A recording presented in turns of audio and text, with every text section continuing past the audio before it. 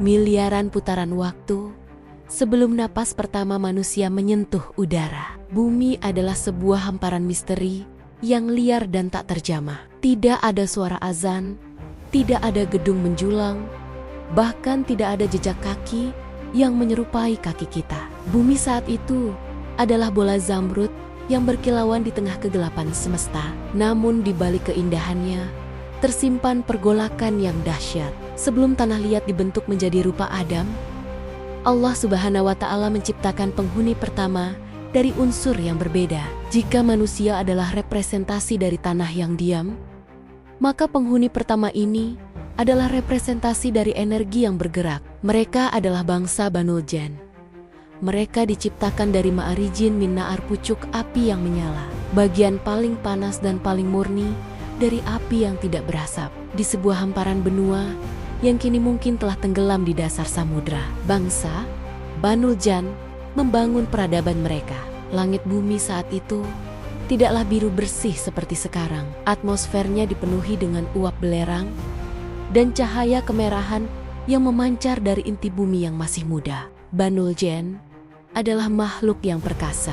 Mereka memiliki kecepatan yang melampaui kilat dan kekuatan yang mampu meruntuhkan gunung-gunung batu. Sargon, salah satu pemimpin Banul Jan yang paling tua, berdiri di puncak gunung berapi yang menyala. Matanya yang berbahan dasar api biru menatap lembah yang luas. Di bawah sana, ribuan kaumnya sedang membangun menara-menara dari kristal hitam dan obsidian.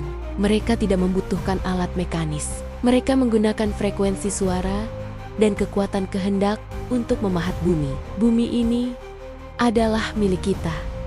Suara Sargon menggema, bukan melalui udara, tapi melalui getaran batin yang merambat ke setiap sudut lembah. Kitalah penguasa tunggal di bawah Arsy. Tidak akan ada yang mampu menandingi keagungan bangsa api. Pada masa itu, bumi dipenuhi dengan flora dan fauna yang kini hanya menjadi legenda atau fosil yang tak terjelaskan. Hutan-hutan raksasa dengan pohon setinggi awan menjadi rumah bagi makhluk-makhluk melata yang besar. Banul Jan hidup berdampingan dengan alam. Namun, sifat dasar api yang mereka miliki membawa bani-bani kehancuran. Api adalah simbol energi, tapi api juga adalah simbol konsumsi yang tak pernah puas. Selama ribuan tahun, mereka hidup dalam kemakmuran yang tak terbayangkan. Mereka mengenal ilmu perbintangan, mereka memahami rahasia elemen, dan mereka membangun kota-kota bawah laut yang berpijar. Namun, seiring dengan meningkatnya kecerdasan, meningkat pula keangkuhan mereka. Di sudut-sudut kota obsidian, bisikan-bisikan pengkhianatan mulai muncul. Persaingan antar kabilah bangsa jin mulai memanas. Mereka mulai mempertanyakan otoritas para pemimpin tua. Dan yang lebih mengerikan, mereka mulai mengabaikan syukur kepada Sang Pencipta yang telah memberi mereka tempat tinggal di planet yang hijau ini. Mengapa kita harus tunduk pada aturan langit yang tak terlihat? Tanya Hamaas, seorang jenderal muda yang ambisius. Lihatlah tangan kita. Kita bisa membentuk gunung. Kita bisa membelah laut. Kita adalah Tuhan atas diri kita sendiri. Sargon, sang pemimpin tua, merasakan getaran yang tidak enak dari inti bumi. Langit Siuliola mulai menutup pintunya bagi doa-doa mereka. Para malaikat yang biasanya lewat di cakrawala dengan cahaya yang menyejukkan, kini semakin jarang terlihat. Bumi mulai terasa panas, bukan karena matahari, tapi karena amarah dan kebencian yang mulai mendidih di dalam hati bangsa Banul Jan. Inilah awal dari sebuah akhir, sebuah masa di mana bumi akan bersimbah darah untuk pertama kalinya. Sebuah zaman yang akan diingat oleh para malaikat sebagai zaman kerusakan, yang membuat mereka kelak bertanu-tania ketika Allah hendak menciptakan Adam. Mengapa engkau hendak menjadikan khalifah di bumi itu orang yang akan membuat kerusakan padanya dan menumpahkan darah? Fajar yang gelap telah tiba. Peradaban api yang agung ini sedang berjalan menuju tepi jurang kehancuran mereka sendiri. Jika manusia membangun peradaban dengan batu, baja, dan uap, maka bangsa Banul Jan membangun dunianya Dengan frekuensi dan manipulasi elemen, kekaisaran mereka tidak berpusat di satu titik, melainkan menyebar di seluruh penjuru bumi. Mulai dari pegunungan Kaf yang misterius, hingga paling-paling samudra yang saat itu masih berupa lava cair. Pusat kekuasaan mereka berada di kota Aeromasulm, sebuah metropolis yang dibangun di atas dataran tinggi yang terus-menerus disambar petir. Bagi Banul Jan, petir bukanlah bencana, melainkan sumber energi. Menara-menara di kota itu berbentuk spiral tinggi yang terbuat dari kristal transparan yang mampu menangkap listrik dari langit dan menyalurkannya ke dalam tanah untuk menghangatkan inti bumi. Teknologi tanpa jejak Sargon, sang pemimpin tertinggi, duduk di atas singgasana yang melayang. Di hadapannya, para arsitek bangsa Jin sedang mempresentasikan proyek besar, jembatan udara yang menghubungkan dua benua. Mereka tidak menggunakan tali baja. Mereka menggunakan magnetisme bumi yang ditarik sedemikian rupa sehingga menciptakan jalur stabil di udara yang hanya bisa dilewati oleh makhluk berbahan dasar energi. Keagungan kita tidak terbatas, ujar Hamaas, jenderal muda yang kini telah mendapatkan posisi tinggi di Dewan Kekaisaran. Kita telah menaklukkan gravitasi. Kita telah memaksa api untuk tunduk. Sekarang, saatnya kita meluaskan kekuasaan kita ke dimensi yang lebih tinggi. Hamaas adalah representasi dari generasi baru Banul Jan. Jika generasi Sargon masih memiliki rasa hormat dan takut kepada sang pencipta cahaya sebutan mereka untuk Allah, maka generasi Hamaas menganggap keberadaan mereka adalah hasil dari evolusi energi yang murni. Mereka mulai merasa bahwa hukum-hukum langit yang dikirimkan melalui ilham para malaikat hanyalah belenggu yang menghambat kemajuan. Kehidupan sosial dan budaya masyarakat Banul Jan terbagi menjadi kasti-kasta berdasarkan intensitas api di dalam tubuh mereka. Kasta Marit, bangsa jin yang memiliki api biru paling panas, biasanya menjadi pemimpin dan ilmuwan. Kasta Ifrit, bangsa jin yang memiliki api merah pekat, sangat kuat secara fisik dan menjadi garda terdepan militer. Kasta Jan, jin kelas pekerja yang mengelola keseimbangan ekosistem bumi. Meskipun mereka tidak makan dan minum seperti manusia, mereka mengkonsumsi aroma dan energi dari unsur-unsur bumi. Perkebunan mereka bukanlah berisi gandum, melainkan bebatuan radioaktif dan kawah-kawah belerang yang memancarkan energi tertentu yang membuat tubuh mereka tetap bercahaya. Namun, di balik kemegahan itu, sebuah penyakit mulai menjangkiti mereka. Hasad iri hati. Karena mereka adalah makhluk individu yang sangat kuat. Persaingan untuk menjadi yang paling bercahaya menjadi sangat beracun.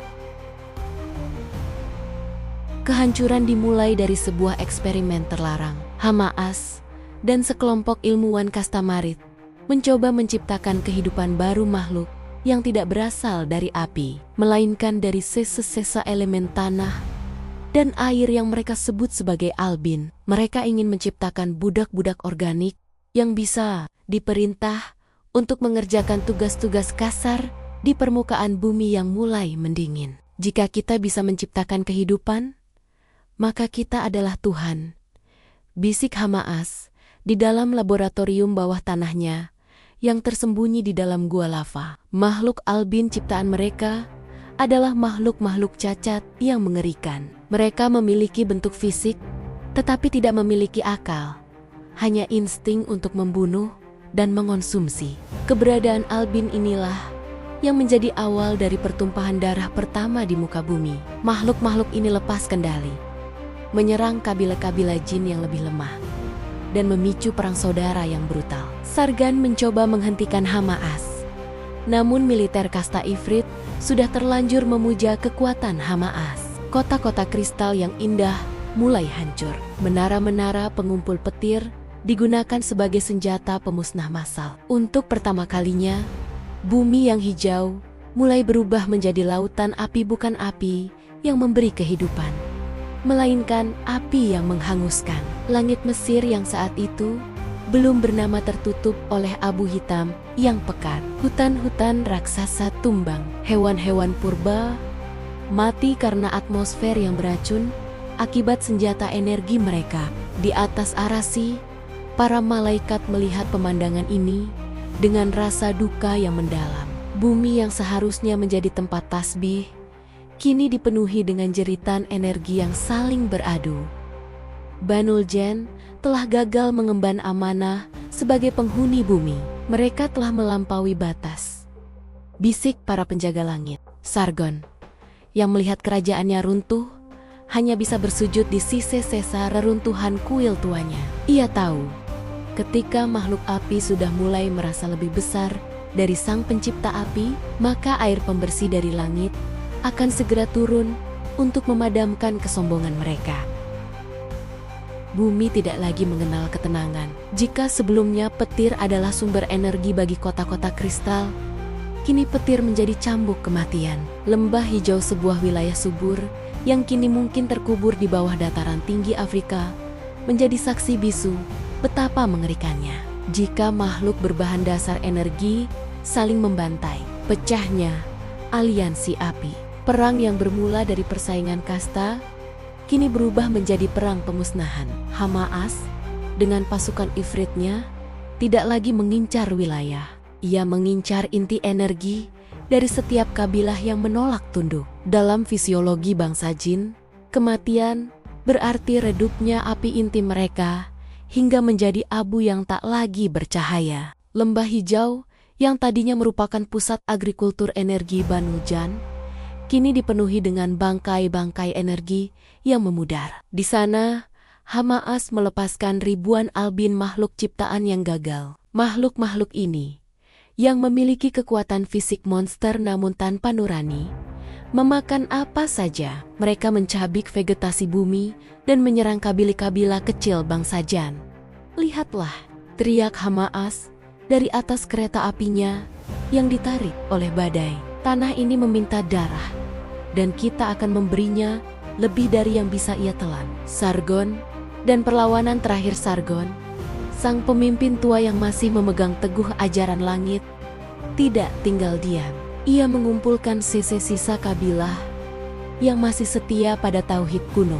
Mereka mundur ke pegunungan tinggi, menciptakan perisai magnetik untuk melindungi warga sipil dari serangan Hamaas. Di lembah hijau, kedua pasukan ini akhirnya bertemu. Pasukan Sargon menggunakan perisai cahaya putih, sementara pasukan Hamaas menggunakan api hitam yang mengandung jelaga kebencian. Peperangan ini bukan lagi sekadar adu fisik. Ini adalah adu frekuensi.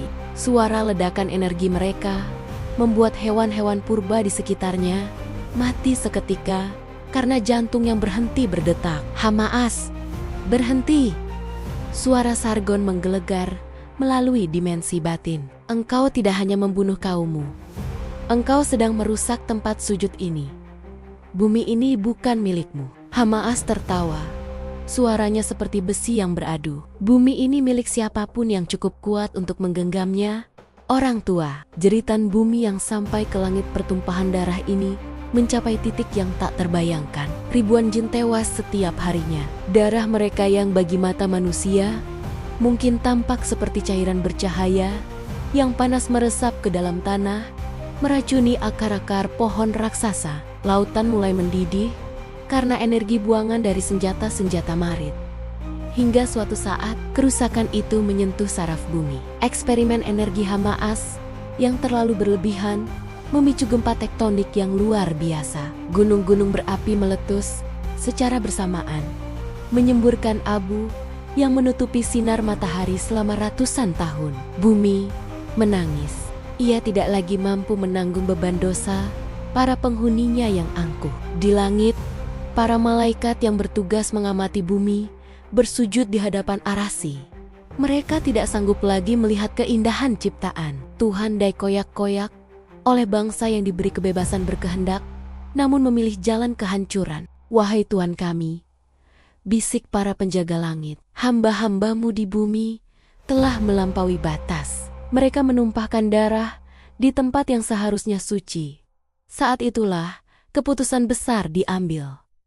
Langit tidak akan lagi diam. Perintah turun kepada Jibril dan pasukan malaikat lainnya untuk bersiap. Namun, di tengah kekacauan di bumi, ada satu sosok kecil dari bangsa jin yang tidak ikut berperang. Ia duduk di sebuah gua sunyi, bersujud dengan penuh tangisan, memohon ampunan atas dosa kaumnya. Namanya adalah Azazil. Dialah satu-satunya api yang masih murni di tengah lautan api yang kotor. Dan melalui dialah babak baru sejarah dunia sebelum Adam akan dimulai. Di tengah gemuruh ledakan energi dan bau belerang yang menyengat di lembah hijau, terdapat sebuah oase kesunyian yang ganjil. Di sebuah gua yang terletak di kaki pegunungan Kaf, jauh dari jangkauan radar militer Hamaas maupun kabila-kabila marit yang bertikai, seorang pemuda dari bangsa jin duduk bersimpuh. Namanya adalah Azazil. Berbeda dengan kaumnya yang memiliki api tubuh yang liar, bergejolak, dan penuh warna kemerahan yang agresif, cahaya Azazil tampak putih kekuningan, tenang seperti nyala lilin di dalam kuil yang sunyi. Ia tidak mengenakan baju zirah obsidian atau membawa pedang petir. Ia hanya mengenakan kehambaan, keajaiban di tengah kehancuran. Azazil bukanlah dari kasta marit yang sombong, bukan pula ifrit yang haus darah. Ia berasal dari kabilah Jan yang sederhana. Namun, apa yang membuatnya berbeda adalah kecerdasannya yang melampaui zaman dan rasa cintanya yang radikal kepada Sang Pencipta. Saat kaumnya sibuk membangun menara yang menyentuh awan, Azazil membangun menara di dalam batinnya untuk menyentuh arsy. Ia telah bersujud di gua itu selama 300 tahun tanpa mengangkat kepalanya. Baginya, setiap detik tanpa berzikir adalah kematian yang sebenarnya. Wahai Pencipta cahaya, Ishak Azazil, getaran suaranya membuat dinding gua ikut bertasbih. Ampunilah kaumku yang buta. Mereka menyembah kekuatan mereka sendiri, padahal Engkaulah sumber dari segala kekuatan. Padamkanlah api kebencian mereka dengan air rahmat-Mu. Pertemuan dua alam. Suatu malam, ketika peperangan di permukaan bumi mencapai titik paling brutal di mana Hamaas mulai melepaskan senjata pemecah inti bumi gua Azazil, tiba-tiba dipenuhi dengan aroma wangi yang belum pernah ada di dunia. Itu bukan aroma bunga, bukan pula aroma dupa. Itu adalah aroma kesucian. Atap gua itu seolah-olah lenyap, menembus langsung ke dimensi cahaya. Turunlah sesosok makhluk dengan sayap-sayap yang menutupi ufuk. Matanya memancarkan ketenangan yang tak terbatas. Dialah Jibril, sang pembawa wahyu, ditemani oleh sepasukan malaikat pembersih bumi. Para malaikat tertegun di bumi yang sudah penuh dengan jelaga dosa dan tumpahan darah Banul Jan. Mereka menemukan satu titik cahaya yang sangat murni. Azazil mengangkat kepalanya. Matanya yang berbahan api putih menatap para penghuni langit tanpa rasa takut, hanya penuh kerinduan. Engkau telah memanggil langit dengan sujudmu, wahai Azazil. Suara Jibril menggema, membuat detak jantung bumi seolah berhenti. Bumi ini akan segera dibersihkan. Amarah Tuhanmu telah tiba untuk memadamkan api yang membangkang. Namun Allah tidak akan membiarkan mutiara tenggelam bersama kotoran. Pengangkatan ke langit Jibril mengulurkan tangannya yang bercahaya. Azazil dengan tubuh gemetar karena haru menyambut tangan itu. Dalam sekejap, tubuh energinya ditarik keluar dari atmosfer bumi yang beracun. Ia melihat dari ketinggian bagaimana bumi tampak seperti bola yang membara, dipenuhi bintik-bintik ledakan perang kaumnya. Azazil dibawa melintasi pintu-pintu langit. Di setiap tingkatan langit, para malaikat menyambutnya dengan heran. Seorang jin berada di sini, bisik mereka. Namun, setelah melihat kualitas sujud Azazil dan luasnya ilmu yang ia miliki tentang hakikat ketuhanan, para malaikat mulai menghormatinya. Azazil diberikan kedudukan yang tidak pernah diberikan kepada makhluk manapun dari bangsa jin sebelumnya. Ia diizinkan tinggal di surga, belajar langsung, dari para malaikat. Bahkan kelak ia dipercaya untuk menjadi pemimpin para malaikat dalam urusan-urusan tertentu karena ketaatannya yang tak tertandingi. Ia dikenal sebagai al-mu'alim, sang guru. Di langit, ia mengajar tentang bagaimana makhluk yang memiliki nafsu seperti jin bisa menaklukkan nafsunya demi cinta kepada Allah. Ia menjadi idola di kalangan penduduk langit, benih kesombongan yang tersembunyi. Namun, di balik jubah kemuliaannya di langit, sebuah benih kecil mulai tertanam di dasar hati Azazil. Sebuah perasaan yang sangat halus, yang bahkan malaikat tidak bisa mendeteksinya. Aku adalah satu-satunya dari bangsaku yang berhasil sampai di sini. Bisik sebuah suara di hatinya. Aku lebih baik dari jutaan kaumku yang terbakar di bumi. Aku adalah puncak dari segala ketaatan. Azazil tidak menyadari bahwa di langit yang maha suci itu, sebuah ujian besar sedang disiapkan. Sebuah ujian yang tidak melibatkan api atau peperangan, melainkan melibatkan seonggok tanah liat yang diam. Sementara itu, di bawah sana, pasukan malaikat mulai turun ke bumi dengan membawa hukuman yang dahsyat. Kiamat bagi bangsa Banul Jen telah dimulai. Langit bumi yang selama ribuan tahun tertutup jelaga hitam akibat perang saudara Banul Jen tiba-tiba terbelah. Namun, kali ini bukan oleh kilat merah hasil senjata Hamaas, melainkan oleh cahaya perak yang begitu menyilaukan hingga memadamkan api-api di bumi. Perintah telah turun dari Arasi. Bumi harus disucikan sebelum fajar baru dimulai. Gemetarnya inti bumi. Hamaas, sang jenderal pemberontak, berdiri di atas menara obsidiannya di Iramazum. Ia melihat ke atas, dan untuk pertama kalinya dalam keabadian hidupnya, ia merasakan sesuatu yang asing merayapi punggungnya. Ketakutan, senjata-senjata energinya yang mampu membelah gunung tiba-tiba malfungsi. Api di dalam tubuhnya meredup seolah oksigen di seluruh dunia telah ditarik oleh kekuatan yang lebih besar. Siapkan pertahanan, teriak Hamaas. Namun suaranya hanya terdengar seperti bisikan lemah di tengah gemuruh langit. Dari lubang-lubang langit yang terbuka, turunlah jutaan malaikat. Mereka tidak membawa pedang besi, melainkan membawa sajin dan cahaya pemutus dimensi. Mereka dipimpin oleh 4 malaikat agung yang sayap-sayapnya memenuhi cakrawala. Kehadiran mereka membawa frekuensi kesucian yang begitu tinggi, sehingga makhluk-makhluk yang dipenuhi dosa dan energi gelap seperti para ifrit, pengikut Hamaas merasa tubuh mereka terbakar hanya dengan melihat cahaya tersebut. Pembersihan besar, The Great Cleansing. Peperangan ini sama sekali tidak seimbang. Pasukan malaikat bergerak seperti badai yang teratur.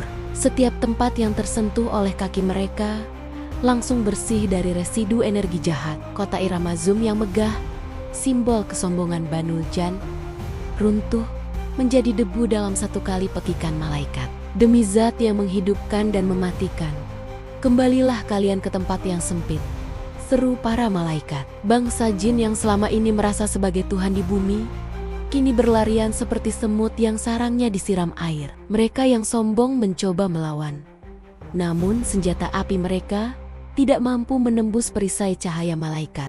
Hama sendiri tewas seketika saat mencoba menyerang seorang malaikat. Tubuh energinya hancur, berkiping-haping, menjadi partikel abu yang dingin. Makhluk-makhluk albin yang liar dan tak berakal dibasmi tanpa sisa. Mereka dimusnahkan hingga ke akar genetiknya agar tidak lagi mengotori ekosistem bumi di masa depan. Pelarian ke ujung dunia. Sisa-sisa bangsa jin yang masih memiliki sedikit nurani atau mereka yang sangat ketakutan melarikan diri menjauh dari daratan utama. Mereka menyelam ke dasar samudra yang paling dalam, bersembunyi di paleng-paleng gelap di mana cahaya matahari pun tak sanggup menjangkau. Sebagian lagi lari ke pulau-pulau terpencil yang diselimuti kabut abadi dan gunung-gunung tinggi di kutub yang tak terjamah. Inilah awal mula mengapa bangsa jin di masa depan dikenal menghuni tempat-tempat sunyi, lautan, dan lembah yang jauh dari manusia. Mereka adalah sisi-sisi peradaban yang kalah, yang diusir oleh pasukan langit karena kerusakan yang mereka perbuat. Bumi yang sunyi. Setelah pertempuran usai, bumi mendadak sunyi. Tidak ada lagi suara ledakan energi.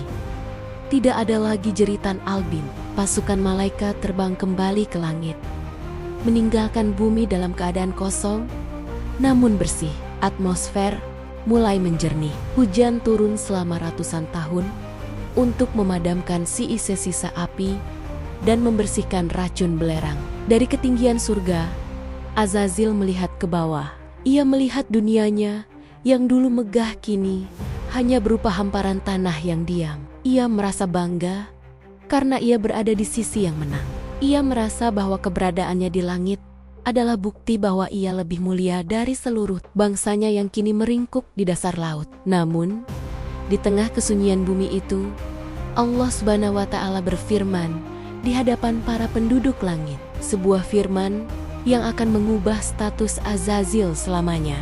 Sesungguhnya aku hendak menjadikan seorang khalifah di muka bumi. QS Al-Baqarah 30. Mendengar firman itu, jantung energi Azazil berdegup kencang. Ia mengira khalifah itu adalah dirinya. Namun, saat ia melihat para malaikat mulai mengumpulkan tanah dari berbagai penjuru bumi, Azazil mulai merasakan rasa panas yang berbeda di hatinya. Bukan panas karena ibadah, melainkan panas karena sebuah kecemburuan yang amat gelap.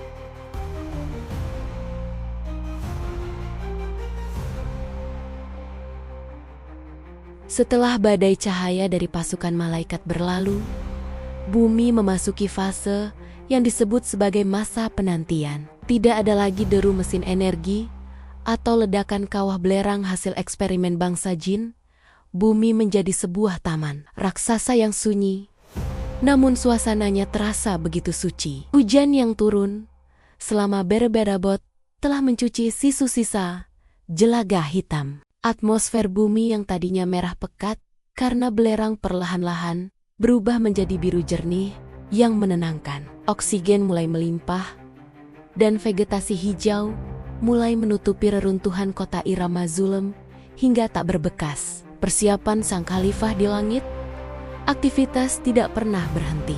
Meski bumi tampak kosong, para malaikat diperintahkan untuk turun ke berbagai penjuru dunia, bukan untuk berperang, melainkan untuk menebar benih kehidupan yang baru. Mereka mengatur aliran sungai, menstabilkan ganeng-ganeng yang tadinya terguncang, dan memastikan iklim bumi siap menyambut penghuni yang berbeda dari bangsa api. Namun, di antara para malaikat yang sibuk, sosok Azazil tampak menonjol.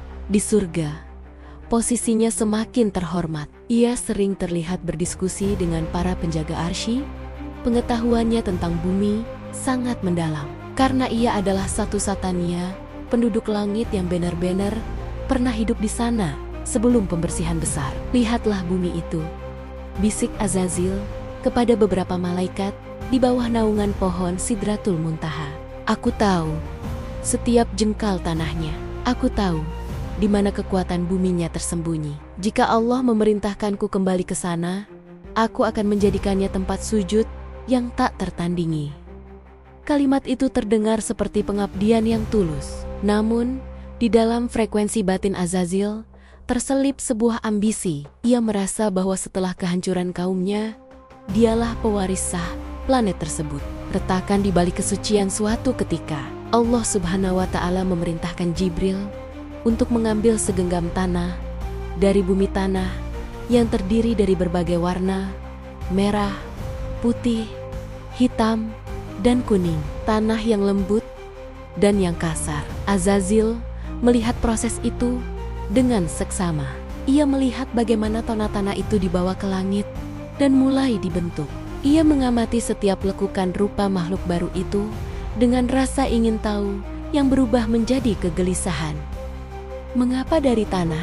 tanya Azazil dalam hati. Tanah itu diam, gelap, dan rendah. Aku diciptakan dari pucuk api yang bercahaya, bergerak, dan lincah. Bagaimana mungkin sesuatu yang berasal dari debu bisa menjadi pemimpin di bumi yang pernah aku huni? Meski lisan Azazil terus bertasbih, batinnya mulai membangun tembok pemisah. Inilah awal mula sifat ujub, bangga diri, dan kibir sombong yang halus. Ia merasa ketaatannya selama ribuan tahun telah memberinya hak istimewa di atas makhluk manapun, terutama makhluk tanah yang bahkan belum ditiupkan ruh ke dalamnya. Masa-masa menunggu ruh, patung tanah itu diletakkan di pintu surga selama 40 tahun dalam hitungan waktu akhirat. Selama masa itu, para malaikat sering lewat dan merasa kagum sekaligus bertanya-tanya.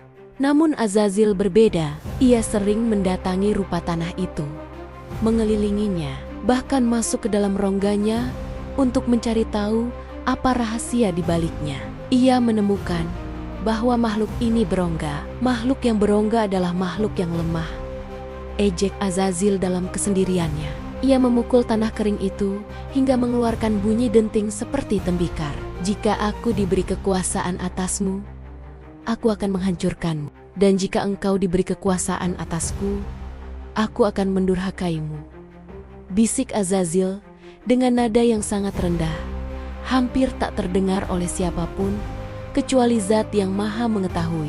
Bumi di bawah sana tetap sunyi, menanti langkah kaki sang khalifah. Namun di langit, api kesombongan Azazil mulai membara secara tersembunyi, menunggu satu perintah yang akan menyingkap topeng kesalehannya selama jutaan tahun.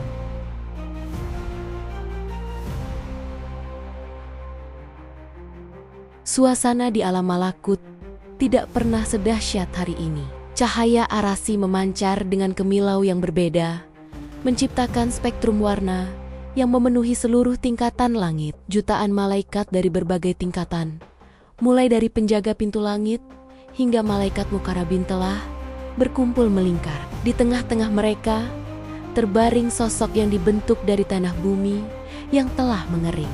Sosok itu diam, tak bergeming, namun memancarkan kewibawaan yang membuat para malaikat menahan napas dalam tasbih mereka. Detik-detik peniupan ruh Allah Subhanahu wa Ta'ala berfirman kepada seluruh penduduk langit, sebuah proklamasi yang menggetarkan fondasi semesta. Maka apabila aku telah menyempurnakan kejadiannya dan telah meniupkan ke dalamnya ruhku, maka tunduklah kamu kepadanya dengan bersujud. QS Al-Hir 29 Azazil berdiri di barisan depan, sejajar dengan para malaikat agung. Wajahnya tampak tenang, namun di dalam inti apinya terjadi pergolakan yang luar biasa. Baginya, perintah ini adalah penghinaan terhadap jutaan tahun sujudnya. Sujud kepada makhluk tanah yang baru kemarin diambil dari bumi yang kotor, pikirnya.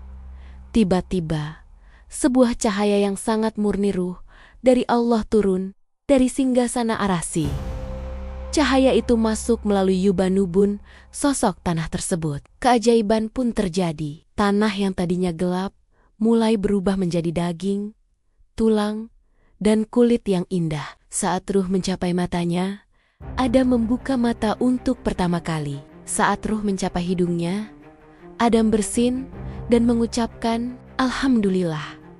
Seketika, seluruh surga berguncang oleh rahmat. Perintah sujud dan pengkhianatan terbesar lalu, terdengarlah perintah agung itu.